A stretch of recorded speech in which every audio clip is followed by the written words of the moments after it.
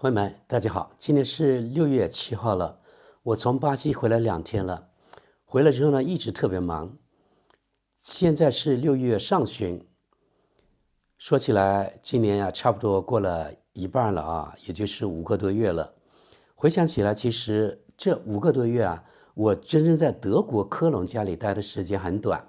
我记得我是今年正月月尾回去的，也就是2月10几号，好像就是阳历2月10几号。然后呢，我在我的老家，在中国老家待了差不多2个月。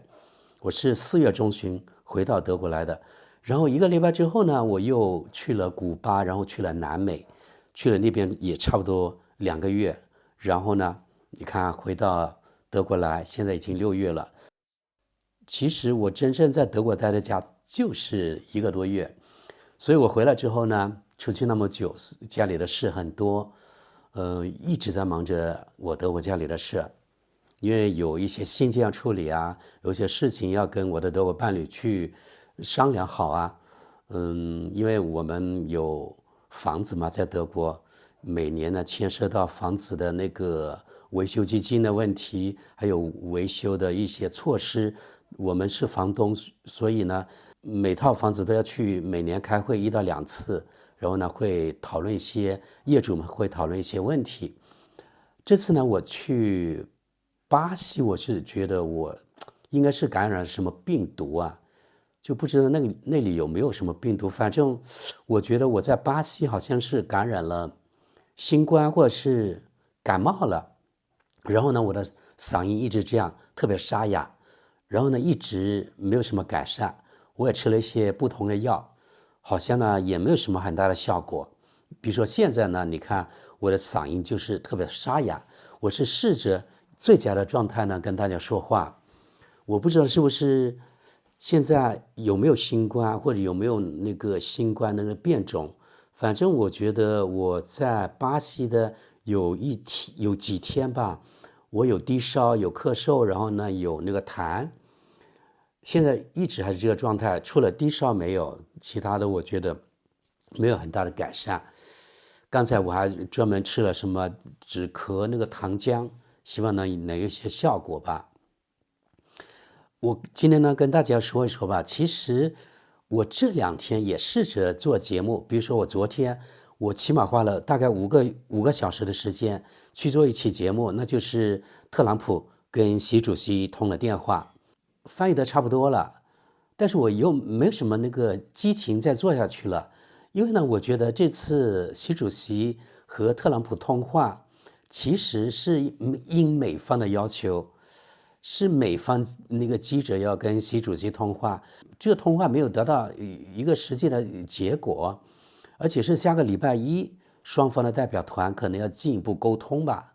然后我看了那个德国网民的评论，也没有什么特别出彩的，所以突然呢，昨天我做了4、5个小时之后，我就觉得没有激情再做下去，我就停止了。反正特朗普这个人，你们要知道，他说的话就放屁一样，不值得相信，对吧？他像那个我们德国说的4月的天，说变就变。你看他跟很多其他国家一样呀，不是威胁就是一日3变，或者是朝令夕改等等。他跟那个埃隆·马斯克，你看昨天不是还是前天不是骂的，好像要下18层地狱了一样，但是最后好像他们俩又和好了，所以特别奇怪。既然我不翻译，那我今天就来说说从巴西回德国之后，我从法兰克福下飞机到我那天是6月5号那天我到达德国的，回到家这段路程对我来说确实呢是非常难以忍受的。那天呢是下午4点半钟飞机降落在法兰克福国际机场，出了海关拿到我行李之后，大概是5点多一点。你们知道吗？现在德国的高铁有多贵？因为我是临时，如果是买的高铁票，当时买当时上车，大概是90欧元左右，180公里的距离。平时的话，如果是正点，那就是50分钟到1个小时左右。德国的高铁不是特别快，没有中国的快。客运专线这一段，从那个法兰克福机场到科隆有一段客运专线，它可以达到250公里左右的每小时的那个速度，所以呢，180公里花1个小时左右。因为呢，要进入科隆这一段，它大概是有20多公里，这一整段它是开不快的，所以整个路段它需要1个小时。就这样呢，这180公里大概要90欧元左右，90欧元就是人民币700多块钱。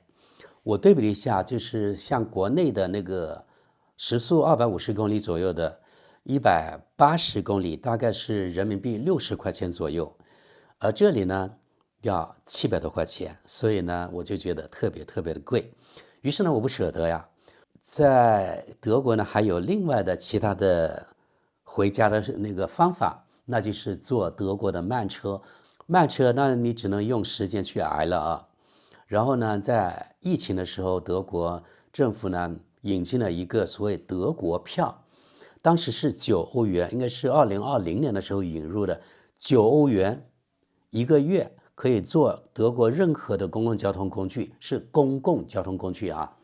你们也知道，9欧元从德国的角度来说，几乎是不要钱一样的，当然是亏本的。都是国家去用税收去补贴，最后是羊毛出在羊身上，我们纳税人呢用我们的钱去补贴它，太便宜了。所以呢，后来一年一年往上，现在涨到每个月是58欧元，现在也是亏本的，很便宜。我就想了，那我就买个58欧元的这个德国票吧，反正呢我可以用1个月。于是呢我就买了这个票。买这个票之后呢，我就从法兰克福机场坐到科隆我的家180公里，但是绕道的我估计呢有200多公里左右，因为要绕一个叫美因茨的地方、科布伦茨的地方，再到科隆。这一段那天啊真的是噩梦啊，从开始到结束都是噩梦，所以我给大家描述一下为什么是噩梦。当时是下午5点半左右我就拿到行李了，然后呢我就走到法兰克福国际机场短途火车那个站，到那个地方在2站台等着呢，我那趟车晚点了，然后呢我就等下趟，我搭上那个车大概是16点左右，不是18点左右，说错了，也就是下午6点钟了。到达美因茨那地方，我赶不上接驳那趟车了。你们知道吧？像这种短途的车，一般你错过了要等1个小时才有下一趟。那我就老老实实在等，大概是晚上7点30分下趟车来了。也就是说，我从法兰克福国际机场坐上当地的公共交通到美因茨，大概是走了50公里，花了差不多2个小时。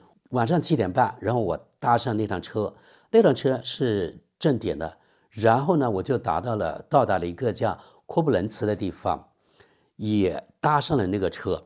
如果是一切正常，我是晚上10点30分左右到达那个火车站。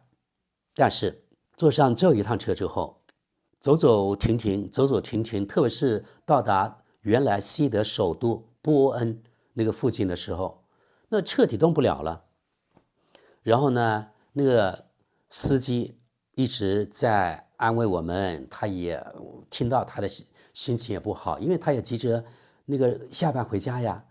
如果是他被晚点了，那他也只能超时工作了，没办法，因为他是值班嘛，对吧？他是火车司机，他不可能中途下来就回家呀。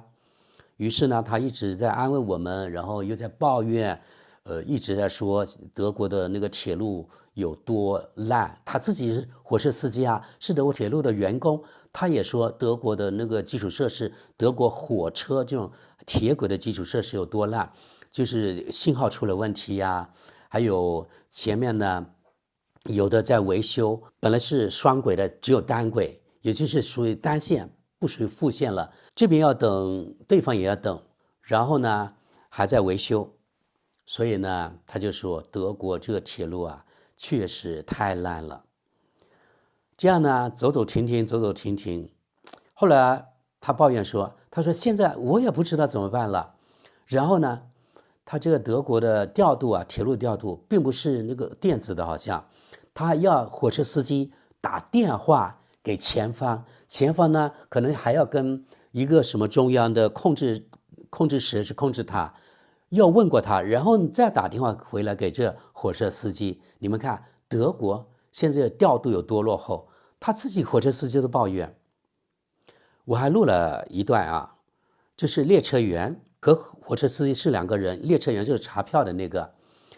列车员他也没办法，那只能苦中作乐，对吧？就是跟我们顾客呢来说笑，其实打引号的说笑，其实他心情也不好。他说，如果是一切顺利的话，他早就躺在床上睡觉了，也就下班回去之后，他就可以上床睡觉了，不用现在一直还在火车上。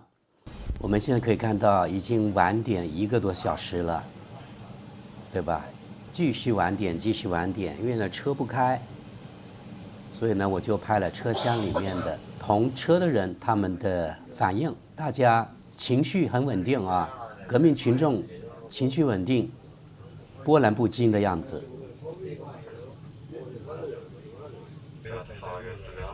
现在火车司机在讲话，告诉我们乘客到底前方发生了什么。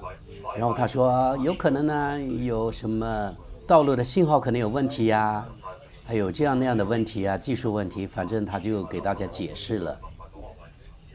听起来他也很不耐烦的样子了，因为他的心情肯定也不好，因为他回不了家呀。大家可以看到现在的火车应该是停的是龟速的，现在是龟速，很慢很慢，几乎可能时速5公里、10公里左右，跟走路差不多，对吧？他在安抚群众的不耐烦的心情啊。不过，因为在德国的人，大家都很习惯了德国铁路什么这样那样的出问题、出状况，不准时、晚点，大家都已经完全习惯了，所以革命群众呢，他们的心情呢非常的平静啊，波澜不惊。现在呢，这个是列车员，就是查票的那个人，他在跟另外一个乘客说话。等一下嘛，我就用字幕把它标出来，他到底说些什么。大家也看到，咱们的火车很慢很慢很慢，现在已经晚点1个多小时了。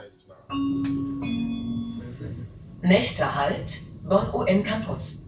Planmäßige Ankunftszeit 21:58 Uhr, heute 23:19 Uhr. Ausstieg links. Mädel, lügt nicht, so weit sind wir nicht. Das dauert noch. Wir haben hier noch ein paar Schranken vor uns. Wir sind so langsam. Ja, hier links gleich Autohaus. Und wenn man dann stehen, ich guck mal gerade nach dem Signal. Das kann ich ja einsehen, wenn ich direkt rausgucke. 他也在抱怨，他说怎么怎么样。然后呢，我已经在那个火车上，当时已经晚上差不多11点了啊。你们知道吗？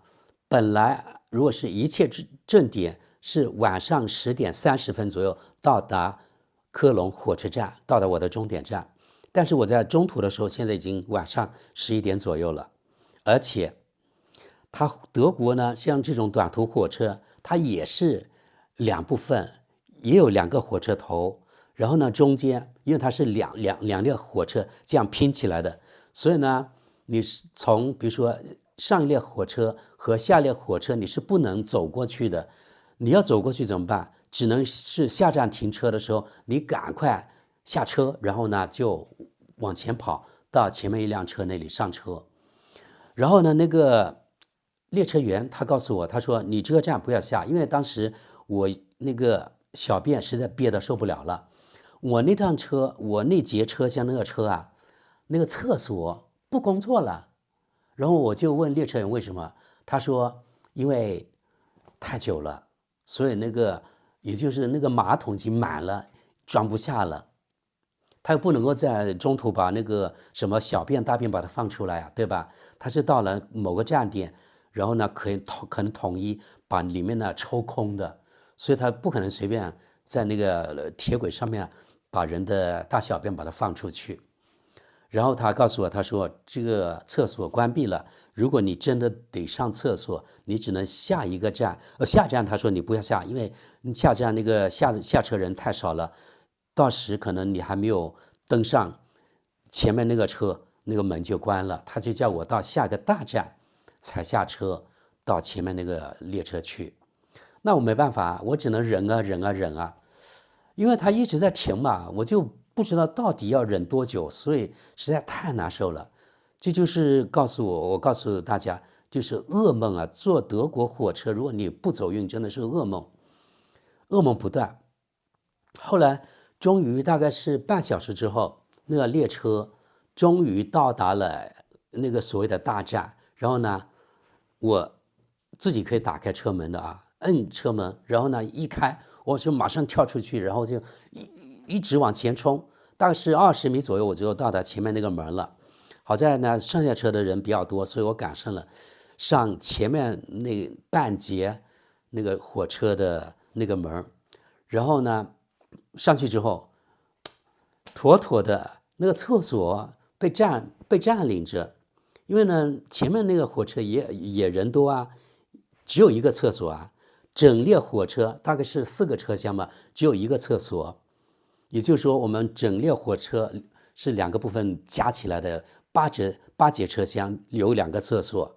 然后呢，一个坏了，我前面说了啊，另外一个呢还工作，但是我上去的时候不巧，里面呢已经有人了。我等啊，终于等了5分钟之后，那个门缓缓的打开了，我才心里的石头呢落了地，然后呢马上进去。好在那个厕所是工作的。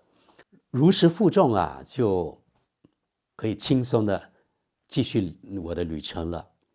但是还是这个路段一直走走停停，后来停了大概应该有差不多1个小时。我听到列车员在跟我们有的顾客，就我们那节车厢的顾客谈话，然后呢，那个司机他通过喇叭一直在告诉我们怎么样。他说我不是故意的，我也没办法，因为前面怎么样，有故障呀，还有维修啊等等，这个路段还有让车啊，所以他说轮到我们很快就过去了这个事故路段。后来大概过了半小时左右，终于轮到我们的车走了。然后呢，我到达科隆火车站的时候，已经过了午夜了。大家注意啊，如果是正常的话，我应该是晚上10点半到达的。那过了午夜，表示呢，我的车就这列火车最后那列火车晚点了1个半小时左右。如果一切正常，其实我是晚上9点30就到达科隆的火车站的。最后呢，我是过了午夜我才到达，也就是其实我是晚点了2个半小时左右。注意啊，只是从法兰克福到科隆180公里的距离，我那天呢走了，到家门口我走了7个小时，真的啊，从机场到我家180公里走了7个小时，你说这是不是噩梦呢？所以别把我们德国想象的太好，真的，德国从基础设施来说，虽然在世界上算很先进的，但是跟中国的基础设施比起来，真的我觉得至少从这些软的方面来说，它的硬件，火车的硬件还是挺好的，但是它的调度啊，它的铁轨啊等等太落后了，跟中国比确实是第3世界，没有办法。这是其一啊，就是从法兰克福国际机场到家180公里，我整走了7个小时才到达我的家，大家能够想象吗？然后呢，昨天我是在德国已经很久没有坐公交车了，我一般是坐地铁或者轻轨。公交车我昨天在我们德国一个城区的一个街区吧，我坐了一段，因为我去取点东西。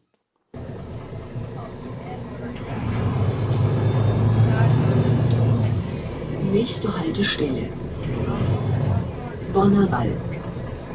Umsteigemöglichkeit zur Stadtbahn.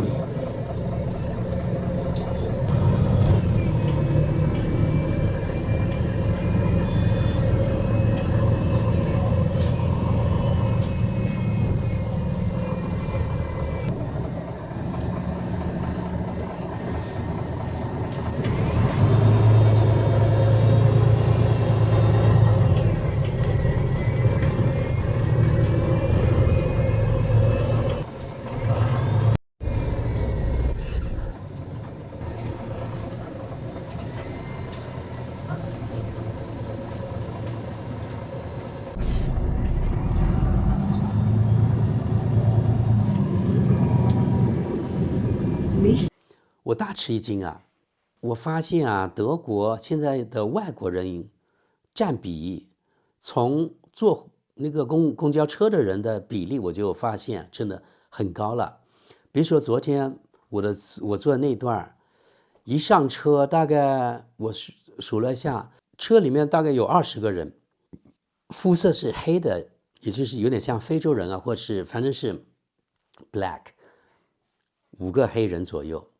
然后还有其他的看上去不像那个德国人，像我也不是德国人，对吧？还有什么中东人啊，或者其他国家人，也有大概一半左右，也就是真正德国人可能在车上的可能最多一半，甚至呢不到一半。现在是6月份了，我现在还有那个花粉过敏症，对，我这个嗓音可能与花粉过敏症还是有一定的关系。所以昨天呢，给我的感慨就是，我是不是在非洲呢？真的有在非洲的感觉，因为我那节在巴士那节后面，我在那个车厢的后面，我旁边前面的有好几个黑人，所以真的有在非洲的感觉。当然我是调侃啊，我觉得既然德国的法律允许，谁都可以来德国，我真的没有任何排斥的，谁来都一样。我也希望呢，多一些亚洲人，多一些中国人来德国呢。这就是我昨天看到的。另外呢，一路我看见街边有2、3个，比如说在桥底的那个无家可归的人，在德国也不少。德国是一个相对来说世界上比较富裕的国家，但是呢，这个无家可归者的问题呢，还是解决不了。而在中国，反正我回去那么多次，好像我没有见过所谓的无家可归者。在古巴现在也有一些无家可归的，很穷的。然后在巴西特别多。巴西我的感觉和美国差不多，比美国稍微少一点，但是巴西也特别严重。然后呢，我上次去哥伦比亚，也是南美的国家，也有，而且也有不少。然后呢，德国要比巴西少一些，但是也有啊。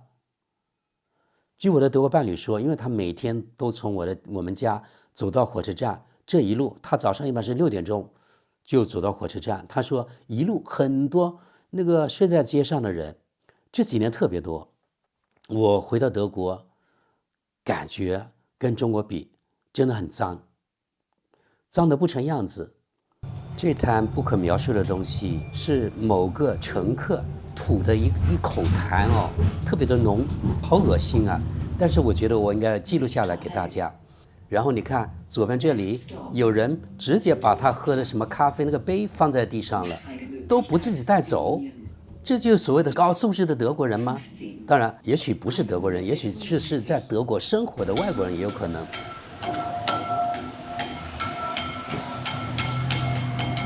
这个可能是一个疯子还是什么呀？反正早上7点钟的时候，他就在街上这样了，大喊大叫。但是还是要比那个巴西干净一些，好一些。另外呢，我发现德国毕竟是一个工业化的国家，而且它有自己汽车产业。然后呢，它人均 GDP 要比如说中国要比巴西要高好几倍。所以呢，我从巴西回到德国，最大的感受就是2个国家汽车不一样。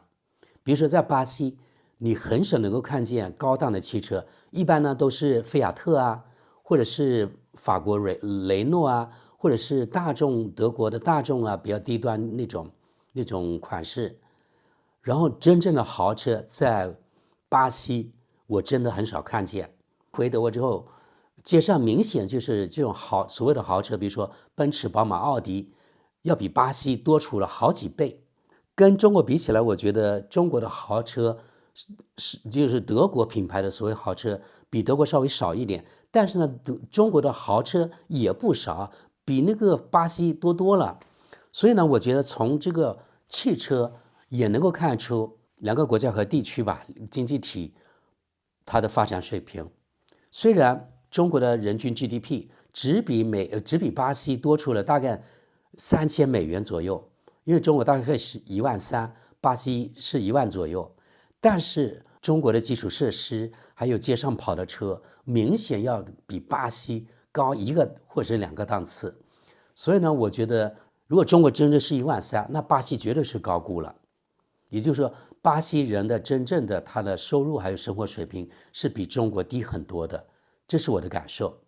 然后呢，我觉得中国和德国那个从汽车比起来，比德国是整体来说要差一点点。但是呢，我认为德国呢人均 GDP 它大概是一年有5.2万美元左右，中国是1.3，也就是德国是中国的4倍。但是呢，你从德国的基础设施啊、街上的面貌啊，还有从德国开的车来说，绝对达不到中国的那个4倍。我觉得最多是2倍。在德国，我特别注意观察，每次从中国回来我就观察，我发现德国的电动汽车的比例啊，就是跟街上跑的汽油车的比例，我觉得德国电动汽车只占整个街上跑的汽车肉眼可见可能是5%左右。虽然说现在比如说德国购买电动汽车的比例是新购买啊，大概是20%、20%多，但是它与这个汽车的存量来说，我觉得给人的肉眼的感觉是5%左右。也就是街上跑的100辆车，其中呢只有5辆是电动汽车。所以呢，从这点可以看出，就是德国的电动汽车的比例啊，是真的特别低。这个电动车它的普及率远远不如中国。中国可以说是远远走在全世界的前列。因为在巴西，我看到它的电动车极少，好像我去了那10多天、20天吧，我只看见1、2辆，没有多少。这就是我觉得我这段时间在中国、德国还有南美这样一个比较，所以从这方面来说，中国的发展已经其实到达一个很高的水平了。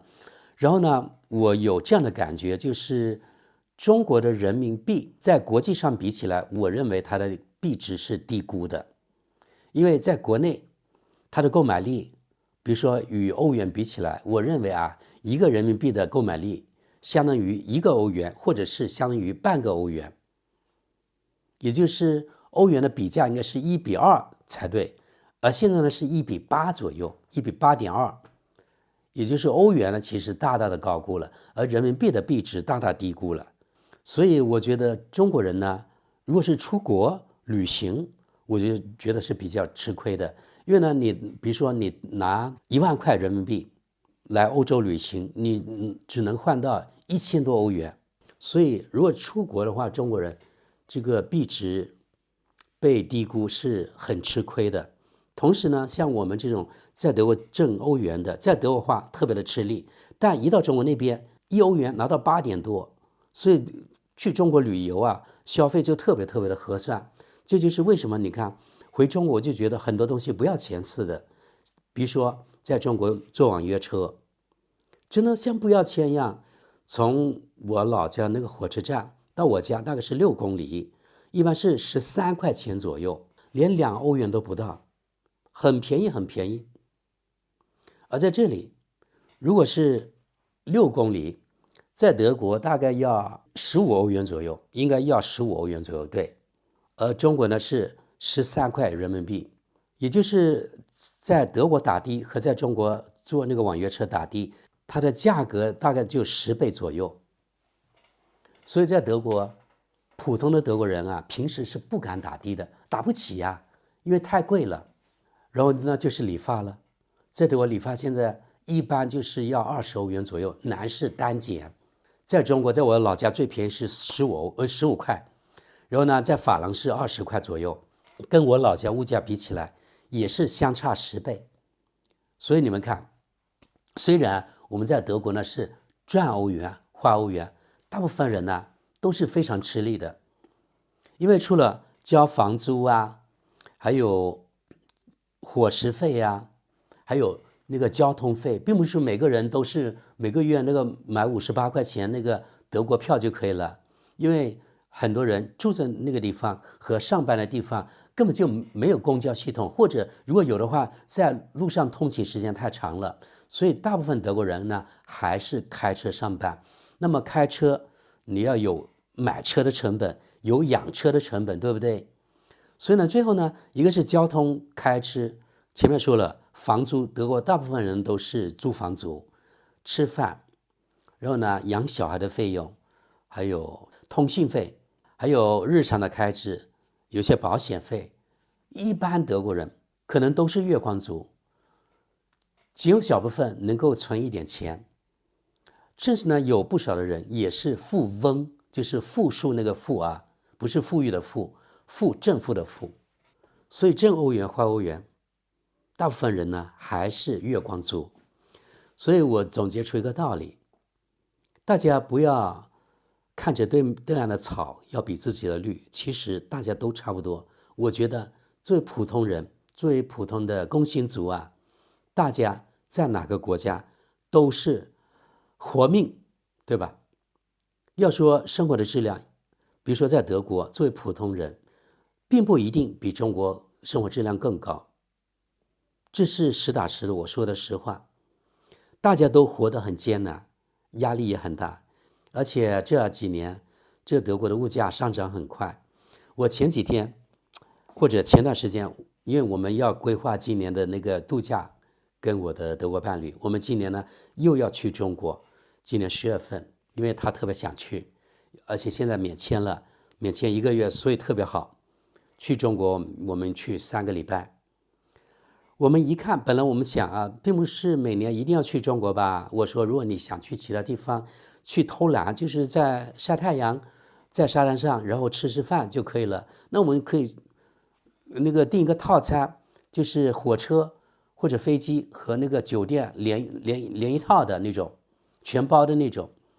我们一看吓一跳，跟前4、5年比起来，你们都不相信。这个价格涨了多少？像这种去出国旅行的啊，至少涨了5成，甚至呢涨了1倍。原来比如说500、600的，现在一般都要1000欧元左右。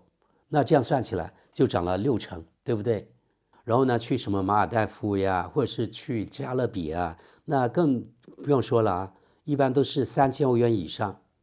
好多德国人一年都攒不了3000欧元，所以呢，出国旅行，特别是远距离的出国旅行，对于很多德国人也是一种奢望了。现在因为太贵了。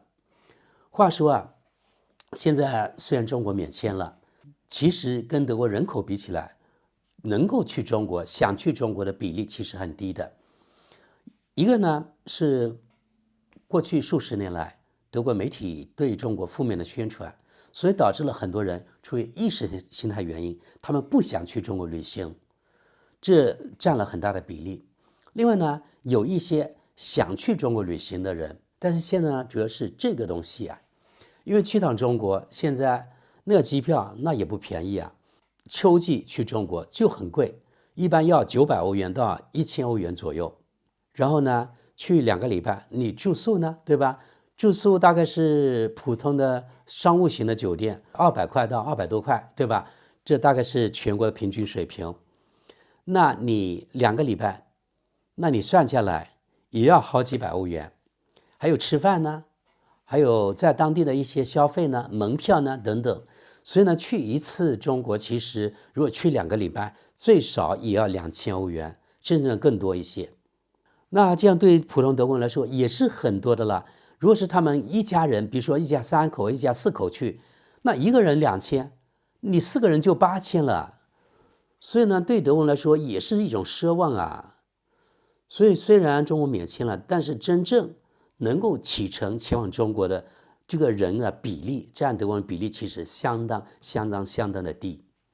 这就是目前的现状。其实我也真的特别想，越多德国人去中国就越好，让他们看看中国现在什么样子，是不是他们想象那样，让他们用肉眼去看，自己去体验，然后呢，才有一个切悟吧，一个大悟，就觉得他们去了中国之后，我觉得大部分人会认为他们以前被德国的媒体骗了，被德国的那个政治人物骗了啊，说中国多么糟糕。原来他们到了中国之后，我相信大部分西方人，原来高高在上的西方人，他们到了中国之后，因为他们一般都是去大城市的多，然后看着那个高楼大厦，那些霓虹灯，还还有那些完善的基础设施、现代化的最新的基础设施，还有那么高档的免费的公共厕所，他们肯定是惊掉他们的下巴了，真的是这样。好的，朋友们，那今天跟大家唠嗑一下，我这次呢从巴西回来，我坐德国，特别是火车这个噩梦啊。然后呢，也跟大家说说现在中国、德国这个电动汽车的普及怎么样。然后刚才又说了，最后呢，就从公测，应该有个公测的指数来鉴定一个国家是不是发达国家。我觉得这是个标准之一。你们说呢？特别是你们出过国的人，是不是有切身体会呢？是不是跟我一样？反正我觉得在外旅行啊、度假，这个公测是非常非常重要的。否则人有3急的时候，你怎么办呢？特别是女生，对吧？男生还好一点，比较容易，但女生就受罪了。好的，朋友们，那今天咱们节目就到这里，感谢大家，我们下期见。